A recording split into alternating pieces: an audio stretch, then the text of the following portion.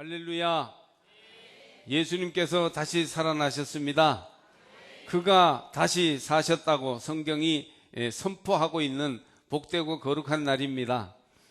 여러분, 예수님의 부활로 말미암아 우리도 부활의 생명과 은혜와 소망 속에 새롭게 살게 되었으니 주님의 은혜를 기억하며 찬송과 영광을 주께 돌려 드리시기를 바랍니다. 오늘 이 거룩한 부활주일에 나오신 모든 분들 위해 하나님의 평안과 은혜와 도우시는 역사가 날마다 새롭게 일어나기를 주의 이름으로 축원합니다. 원래 우리가 지키고 있는 부활절 날짜는 제1회 니케아 공의회에서 확장돼서 1700년 동안 지켜왔는데요, 그 날짜는 춘분인 3월 21일 후에 최초의 보름달 다음에 오는 첫째 주일입니다. 그러니까 춘분도 지나고 봄이 온전히 온 것이죠. 그리고 첫 보름달, 생명이 가득 찬 그런 것을 기념하는 그날 다음 날 이제 오는 그 다음에 오는 첫 주일이 바로 부활절로 지키는 주일입니다. 예수님이 유월절 다음 날 새벽에 부활하셨기 때문에 이스라엘 유월절에 맞추어서 이 날짜를 정하게 됐기 때문에 서양 달력으로는 이제 부활절이 매년 바뀌는 것을 알 수 있습니다. 이 부활절을 히브리말 유월절과 같은 말인 페사크 혹은 파스카라고도 불렀어요. 그래서 파스카 신비니 이런 것들이 오래된 교회 역사 속에 보면 나오는데 부활의 신비라는 얘기입니다. 이에 따라 매년 부활절은 3월 22일부터 4월 26일까지 지킵니다. 올해는 3월 27일이 부활절이니까 비교적 빠른 부활절이라고 볼 수 있겠습니다. 경제의 침체, 정치의 불안, 세계 도처에서 일어나는 테러와 전쟁, 사회 전반에 흐르고 있는 세속주의와 타락 등 이런 우울한 이 현실을 볼 때 우리는 정말 할 말이 없어집니다. 문제는 우리에게 깊이 드리워진 죽음에 대한 불안과 상실의 아픔이 위로받지 못한 채 이번 봄에도 또 지나가고 있다는 사실입니다. 그러나 이 아침에 부활하신 생명의 주님이 저와 여러분 가운데 오셔서 우리의 이름을 불러주십니다. 두려워하거나 슬퍼하지 말아라. 내가 너와 함께 하겠다. 그분이 살아나셨습니다. 우리도 그 주님의 사심 가운데에서 새로운 희망과 새로운 미래의 소망을 발견하게 될 것입니다. 부활하신 예수님을 만난 사람들은요, 이전과는 완전히 다른 사람이 되었어요. 게바라고도 불렸던 베드로는 덤벙거리고 실수가 많은 사람이었죠. 추진력이 있었지만 그만큼 실수를 많이 했어요.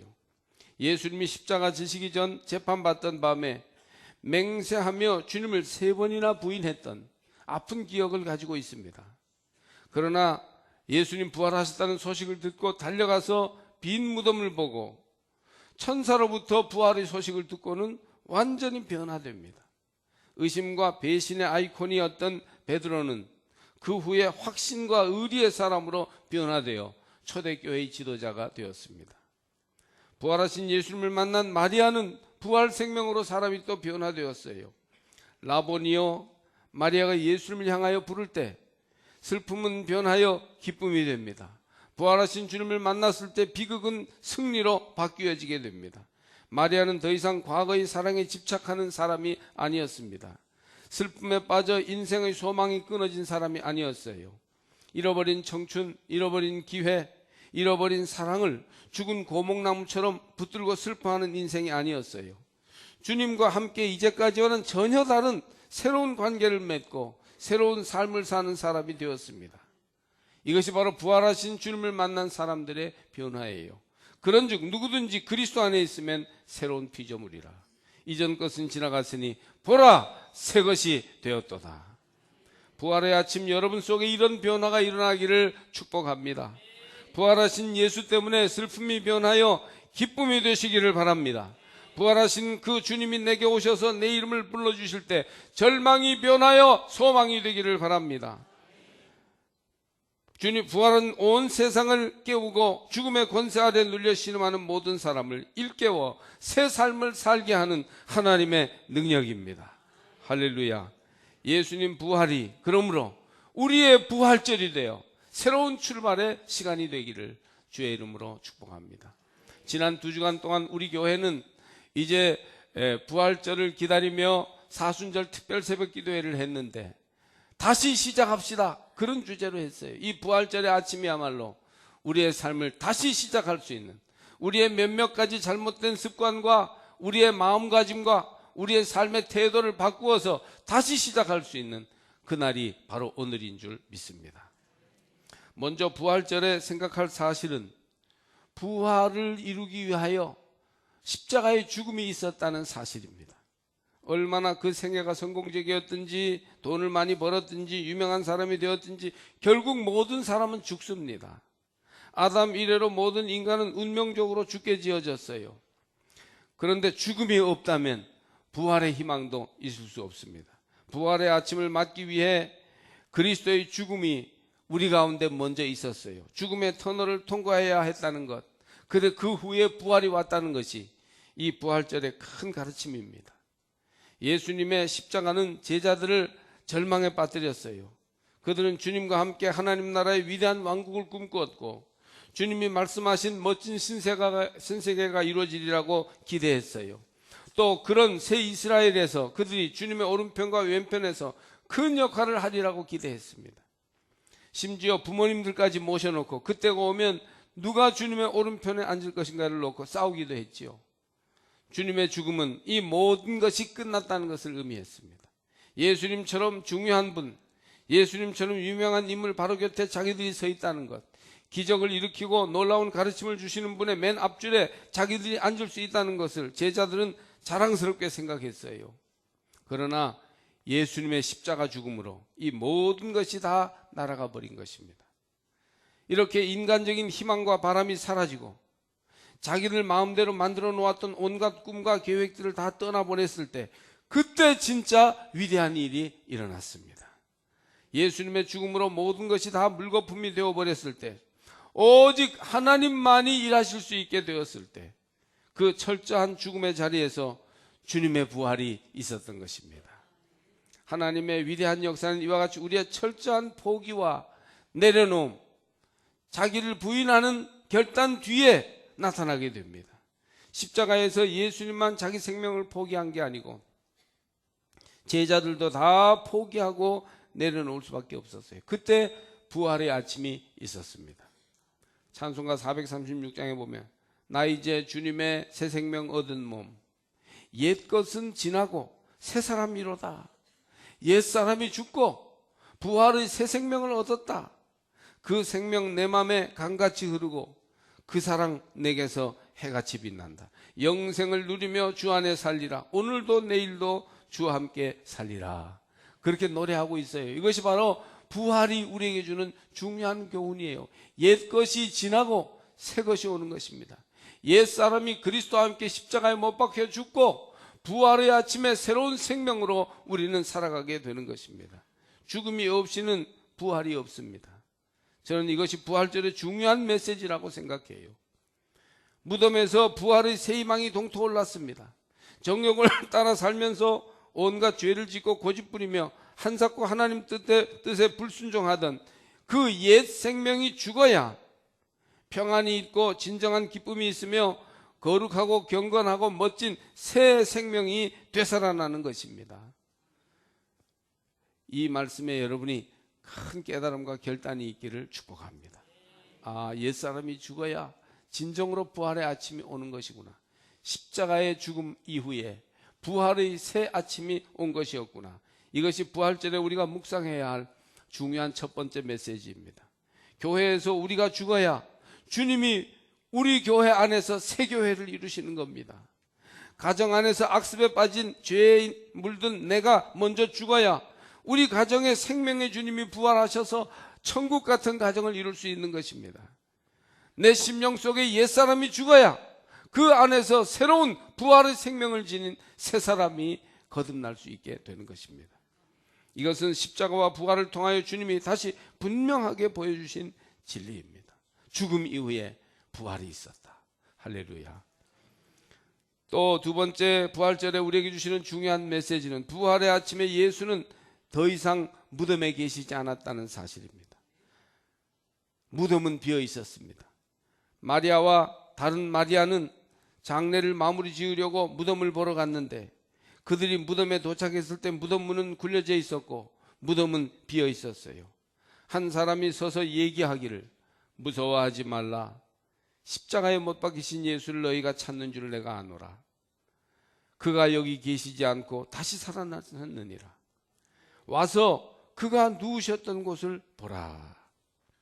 그가 여기 계시지 않다는 거예요. 무서워하지 말고 그가 여기 계시지 않고 다시 살아나셨음을 들으라는 것입니다. 부활절의 중요한 두 번째 메시지는 그가 더 이상 무덤에 계시지 않는다. 무덤은 비어 있다는 사실입니다.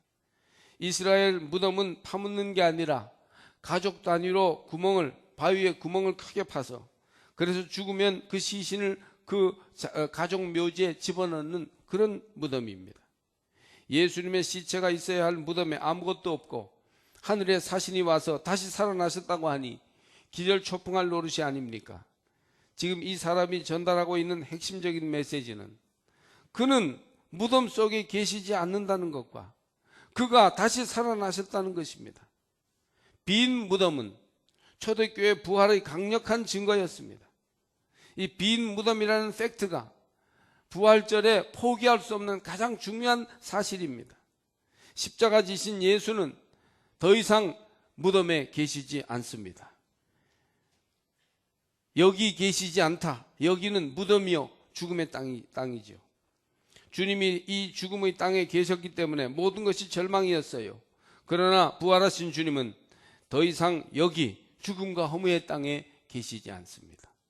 그래요. 그리스도는 더 이상 죽음, 정죄와 심판, 어둠에 머물러 계시지 않습니다.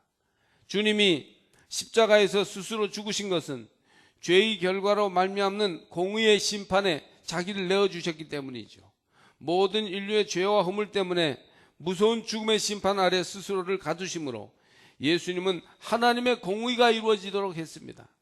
죄는 벌받아야 되고 하나님의 의가 온 세상을 다스려야 되는데 인간의 죄 때문에 인간을 죽일 수밖에 없고 인간은 멸망할 수밖에 없는 처지에 있는 것을 보시고 예수께서 스스로 당신의 목숨으로 대속제물이 되게 하여 인간이 당해야 할 형벌을 받으셨던 것이고 그 예수를 믿는 자마다 의롭다함을 얻어 구원받게 하신 것입니다.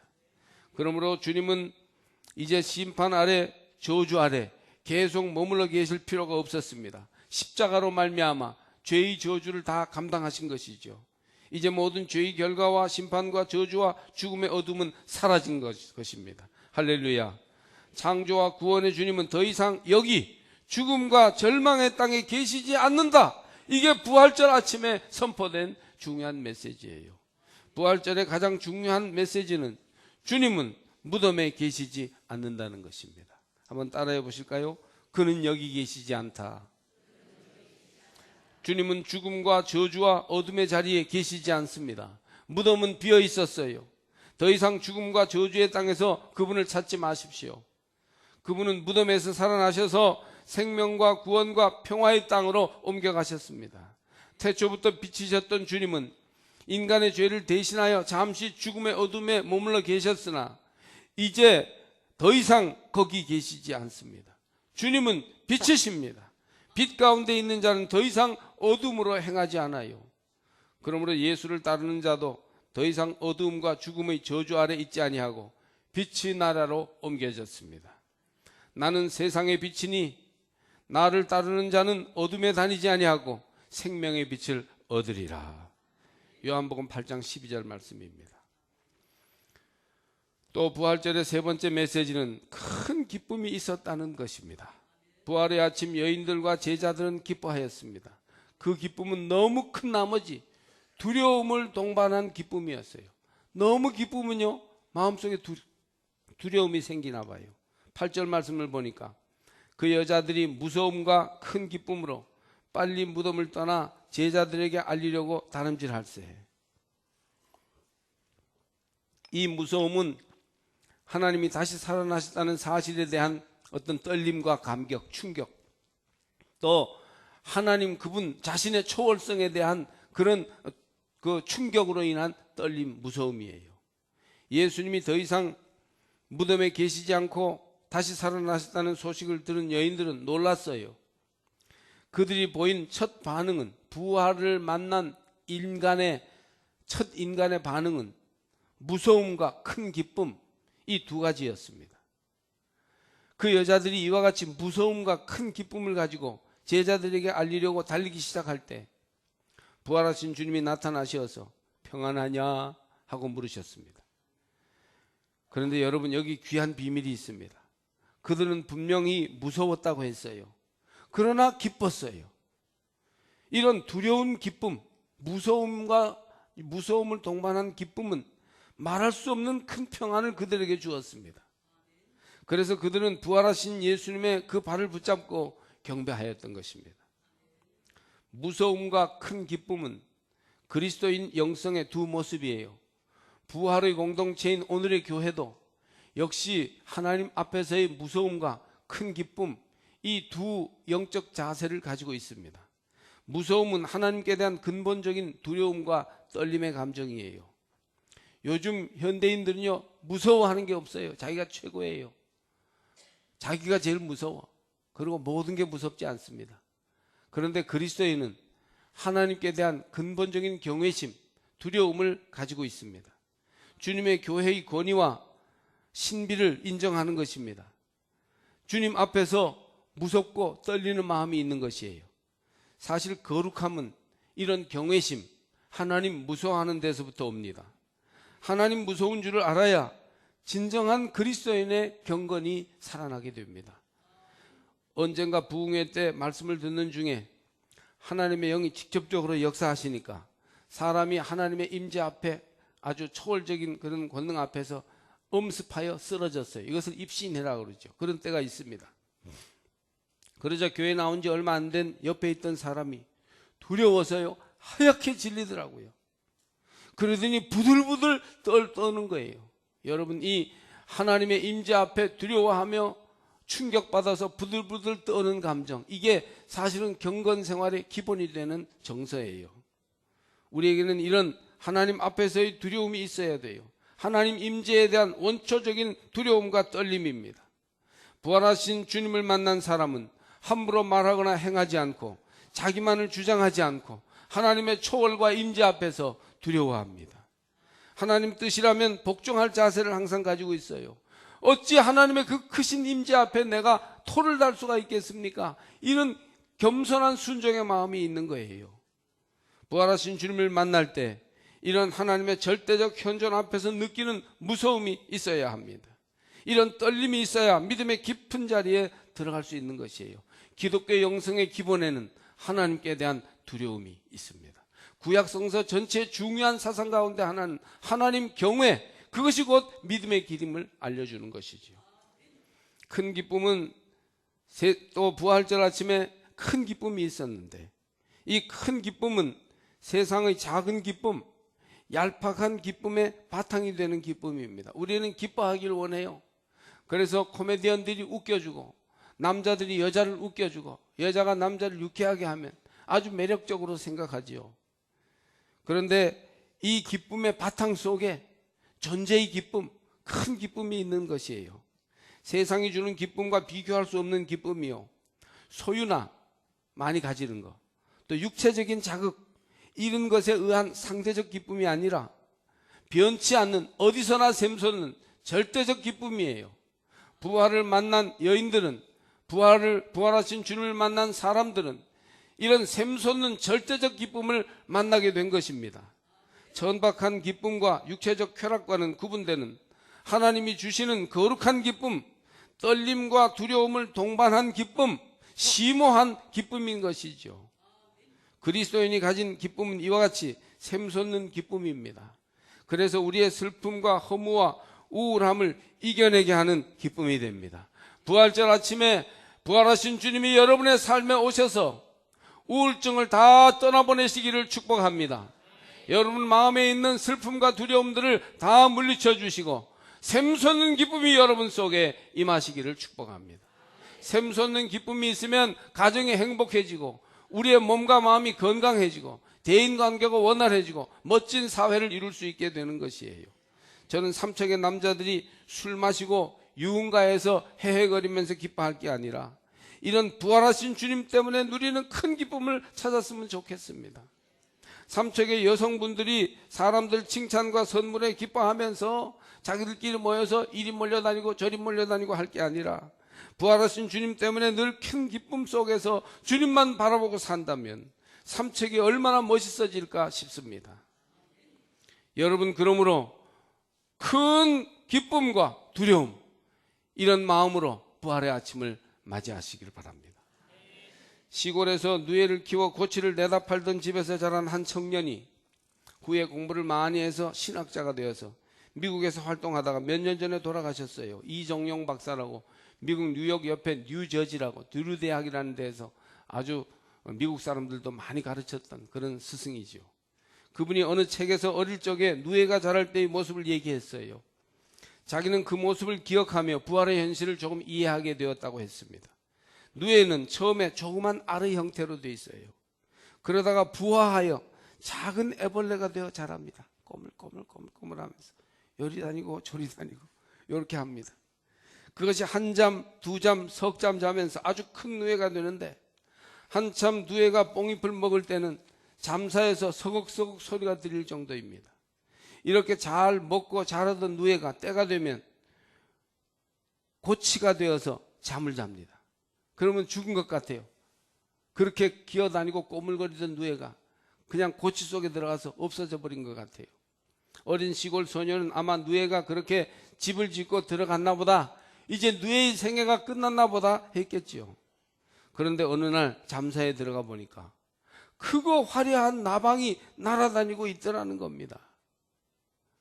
그것을 보면서 그가 나중에 그 누에의 장면, 누에의 변화를 보면서, 아, 우리 속에서 하나님이 죽음을 이기고 부활로 살아나시는 역사가 바로 이런 것이구나 하는 것을 깨닫게 되었다는 것입니다. 하나님의 생명이 이루어가는 기적적인 변신, 미라큘러스 체인지, 바로 이것이 부활절에 일어난 일입니다. 그리스도 안에서 모든 피조물은 변화되었습니다. 예수님이 부활 생명으로 모든 죽음을 이기고 변화되었듯이 우리도 예수 안에서 그렇게 놀랍게 변화될 것입니다. 내가 바뀌었어요. 달라져 새 사람이 되었어요. 그런 것이지요. 하나님 나라가 새롭게 시작되었습니다. 새 하늘과 새 땅이 열렸습니다. 예수의 생명이 내 안에 들어오심으로 부활의 아침, 성서가 증언하는 부활의 진실을 바라보시기를 바랍니다. 부활하신 주님과 함께 우리도 빛으로 나와야 되겠어요. 부활하신 주님과 함께 본격적인 하나님 나라가 여러분 가운데서 새로 시작되기를 바랍니다. 기뻐하시고 춤추며 노래하십시오. 두려울 만큼 큰 기쁨으로 달려가 큰 소리로 전하시기 바랍니다. 우리 주님이 부활하셨다고 이제 인류는 죄에 쌓여서 멸망의 죽음과 저주 아래 사는 존재가 아니라 예수 안에서 새로운 생명과 영생으로 살 수 있는 자가 되었다고, 그렇게 부활의 아침에 부활하신 주님과 함께 외치고 선포하시기를 바랍니다. 그는 살아나셨다. 온 세상이 겨울의 모든 껍데기를 벗고 새 생명으로 싹트고 꽃피는 봄에 우리도 주님처럼 부활하리라는 소망을 가지고 지금 여기에서부터 부활의 생명으로 날아오르기를 축복합니다. 여러분의 가정이 변화되고 여러분의 생활이 새로워지기를 주의 이름으로 축복합니다.